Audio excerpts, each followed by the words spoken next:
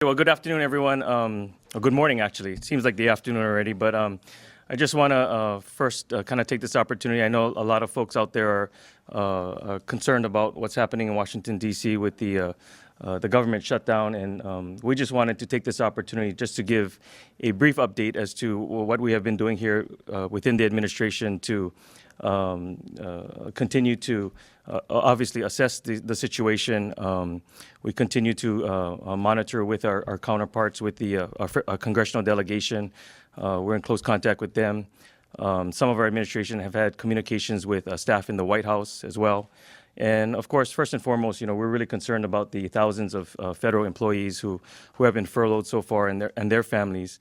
And as the situation continues and as it continues to be prolonged, of course, we're still concerned about how the effects would be on state government and some of our operations, as well as the impact that it will have to our economy in the short as well as the long term. So, yesterday the cabinet had a meeting with all of our department directors. We took that opportunity to really try to have our different departments and agencies assess the impact that we're currently going on.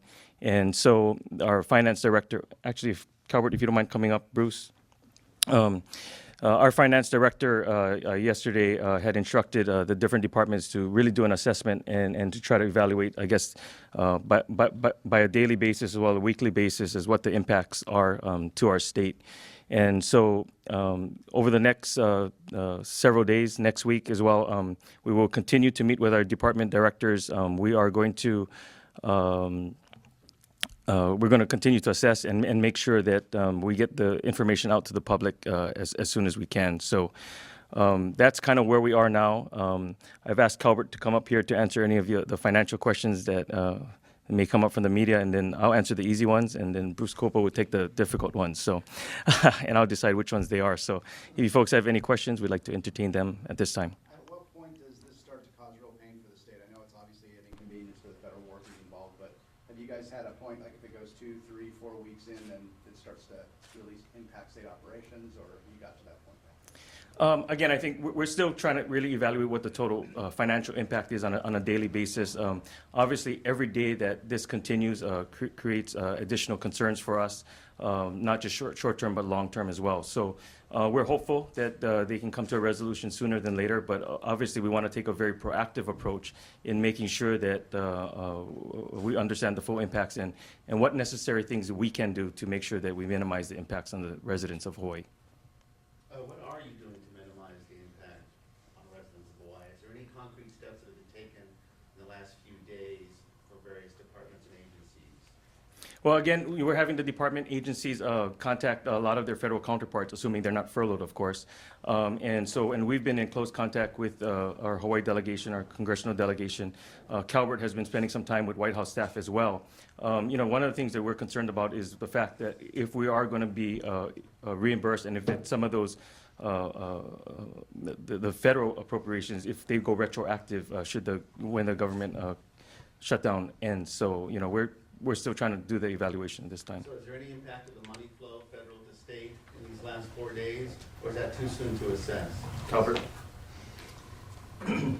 Well, there is an impact over the last 4 days since October 1st for a number of programs, and there's minimal impacts in other areas. The state and their cabinet has actually we've made a concerted effort to try and minimize the impact of state program services that are delivered to the public, which are funded by the federal government. So there hasn't been any reduction in state programs that are federally funded. But as this shutdown becomes longer or is longer in duration, we don't know if the state can afford to be on that same path and strategy. So this is a week-to-week assessment. Every day that the state provides programs that are actually federally funded, but we're providing it with state resources, we are taking the risk of increasing our overall state costs. So there could be a budgetary impact. Right now, the state's content that we can continue to maintain public services in the interest of delivering some level of consistency and continuity for our public here locally in the state. But that's really a luxury right now, the state of Hawaii. We've been prepared for this. and we can do it for the short term. What kind of programs are you talking about? Just give us a couple examples that could be affected later on. Well, the state budget has more than $2 billion worth of federal fund-supported programs, and it's everything from Medicaid, temporary assistance for needy family, rental assistance, subsidized school lunches, various social services programs. Department of Health, Department of Human Services have a lot, Department of Education. So it's a very wide-ranging set of programs that are federally funded, and they're all funded in different capacities with federal funds. So over the short term, it's not as big of an impact, but as the Lieutenant Governor has mentioned, one of the things that we are critically worried about is how long the duration of the shutdown lasts and whether or not the state will actually be made whole, i.e. reimbursed from the federal government once the feds are reinstated. This might be a question for the Lieutenant Governor. A lot of people, uninsured people here in Hawaii, are concerned about the website that went up this week, hawaiihealthconnector.com. What is the state doing right now to resolve some of the issues there? Yeah, we certainly apologize for, the inconvenience. I think, as in many parts of the country, as we kind of move forward and implement this new system, there were some glitches that did occur.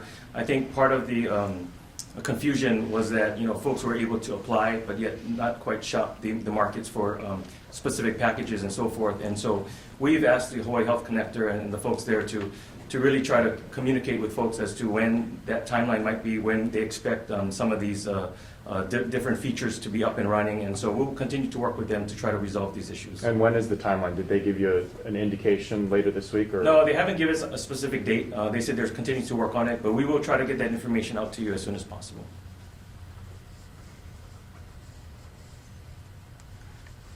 Any further questions? Okay, thank you. Thank you, everybody.